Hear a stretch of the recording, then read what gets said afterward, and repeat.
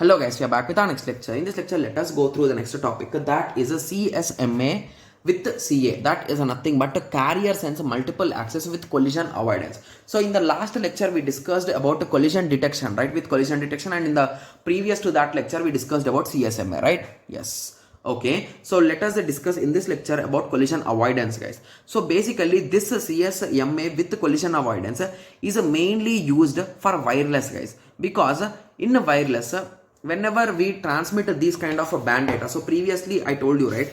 Sorry, just let me reverse the page. So previously I told you that whenever it is abnormal, we can identify, but when you are transmitting the data wirelessly, obviously these band length will reduce, right? Because the data will be going in all the directions, and as the distance increases, the width will also decrease. Like if you are if you are using Wi-Fi, okay, so when you are near to Wi-Fi, the speed will be really good, and when you are far from Wi-Fi, the speed will be really low, right? Yes, so the same concept here also.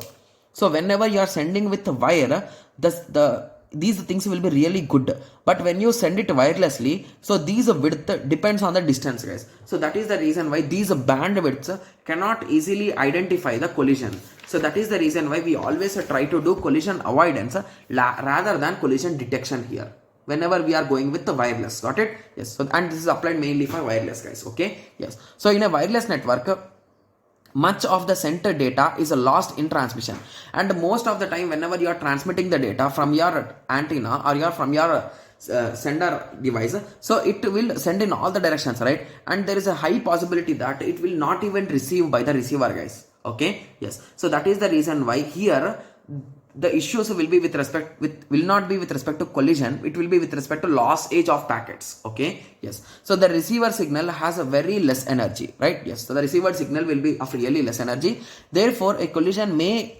only add 5 to 10% additional energy. So this is not useful for effective collision detection. So what we do here is we need to avoid these collisions wirelessly because they cannot be detected. So that is the reason why we use a CSMA CA. Got it?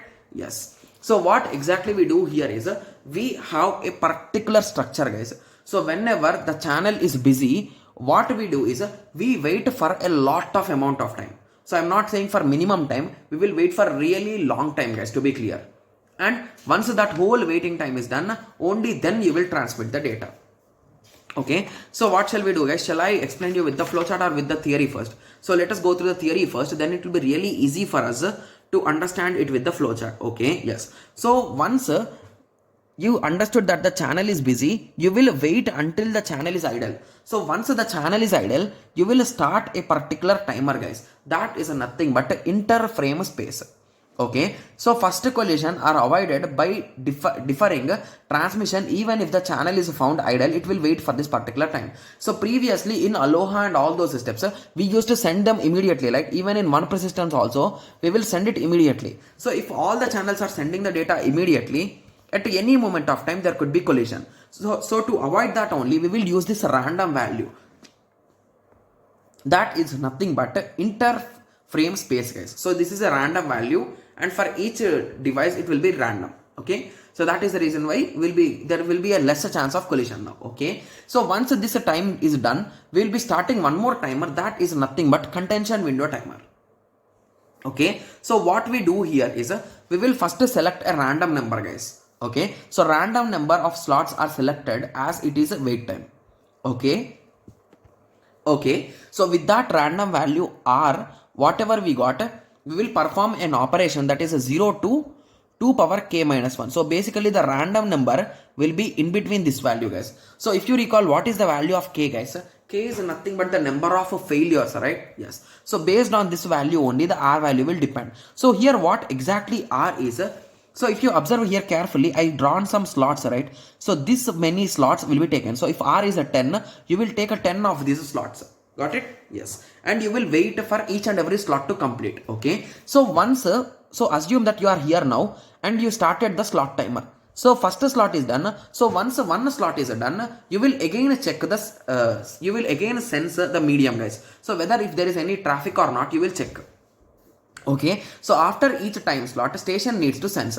If the channel is busy, then it will wait until it's free. So basically, you will even check once after every time slot, you will check, guys, whether the channel is idle or not. So if it is idle, you will continue to the next slime until the next time slot. If it is not idle, you will wait here until it is idle, and once it is free, you will continue from here only. You are not going to restart, you will continue from here only. Got it? Yes. So if the channel is busy, then it will wait until it's free and continue the slot. Got it? Yes. Okay, and the last step is acknowledgement. So with all precautions also, collision may occur. So the positive acknowledgement and the timeout timer can help guarantee that the receiver has received the frame. So basically once the receiver received the frame, he will send the acknowledgement. Got it? Yes. So this is the whole concept with respect to CSMA guys, that is collision avoidance. So if you want to draw it with respect to flowchart, you will look in this way. So first you will initialize the K value, you will check whether the channel is idle or not. So if it is not idle, you will continuously check until it is idle, and once it is idle, you will wait for that IFS time. So once that IFS time is done, you will check whether it is idle or not. So if it is not idle, you will go to the initial state and again you will restart, guys. If it is idle, you will go to that random value. So basically you will select the random value from 0 to 2 power k-1 and you will select those slots, and once those slots are done, okay, so you will complete those slots, and if there is any pause in between the slot, you will wait here only. You are not going to restart, you will wait there only, and once that sensing is done, you will be sending the frame at the end, right? Yes. So once the frame is done, you will wait for 2 into TP time. That is nothing but the acknowledgement time, right? Yes. So you will wait for that particular time. If the acknowledgement is received, you will say that it is a success. If the acknowledgement is not received, you will assume that there is some issue. It might be due to collision, it might be due to loss, it might be due to the loss in acknowledgement also, right? Yes. So at the end, you will increase the k equal to k plus 1 value, and you will again compare with the k equal to 15 value. If it is greater than 15, you will abort. If not, you will continuously do the process repeatedly until you get the final acknowledgement, and you can 100% sure that the data has been sent successfully. Got it? Yes. So these are the concepts with respect to random access protocol, guys. Okay, yes. Okay, so now we are done with the first layer of these protocols, guys. Okay, yes. So now we are done with these all layer, right? Yes. So now I hope everyone got a clear idea, right? So let me just give you a small overview about each one of them, guys. Okay, so we discussed about Aloha, and in Aloha we are having pure Aloha and slotted Aloha, right? Yes. So in pure Aloha, we are not having any particular slots, hence there is a possibility of a 2 into TT of collision, right? The vulnerability time. Similarly, in slotted Aloha, we divided them into each slots, and here the time has been reduced to TT, right? Yes. So when it comes to CSMA, so in CSMA we have started sensing the data, right? So sensing the channel. So in Aloha we never sensed the channel. We used to send the data blindly, right? Yes. Okay, so when it comes to CSMA, from here on we started sensing the channel. When it comes to only CSMA, we started sensing the channel, and there is no concept of collision detection here, guys. So you will directly send it based on your required time. So there are 3 types of persistence. So it is 1 persistence, P persistence, and N persistence. So based on the persistence timer, you will resend the data as per the thing, right? Yes. Okay, yes. So when it comes to CSMA CD, here we used to check the channel, and from here on we will be using the formula that is a nothing but, okay, so that is a nothing but TT is equals to 2 into TP, right? Yes. So this is the, sorry, it's correct, right? So just let me cross check it, guys. So I don't want to confuse you, right? Yes. So just give me a second, I'm just cross checking it. Yes, it is, the formula is correct. That is a TT is equals to 2 into TP. So using this formula, you will be sending the data. And if you recall, in CSMA CD, we will sense even after starting sending the data. So even while data is sending, you will sense the channel whether it is okay or not. So whenever you see abnormality, so basically while you are sending the data, someone else's data is traveling in the same line. So indirectly 2 data are traveling, means somewhere the collision has been occurred indirectly, right? Yes.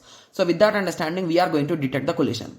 But when it comes to CSMA CA, it is basically for wireless. In wireless, this detection is really tough. Hence, we use the concept of acknowledgement, and we use all those window frame size and those binary exponential frames and all those things. Got it? Yes. So now I hope everyone is clear with this whole concept. So in the next lecture, we'll be discussing about controlled access protocols, guys. Okay. So there are total 3 types of controlled access protocols. So those all things we'll be discussing about channelization. After that, we'll be discussing about control access protocol, guys. Okay, yes. So in the next lecture, let us discuss the concept of channelization and the 3 types of it. Okay, yes. So I hope everyone got a clear idea about the random access. So in the next lecture, let us continue with this topic. Okay, yes. So let us meet in the next lecture. Thank you. Thanks for watching. Like, share, and subscribe for more awesome videos like this. Thank you.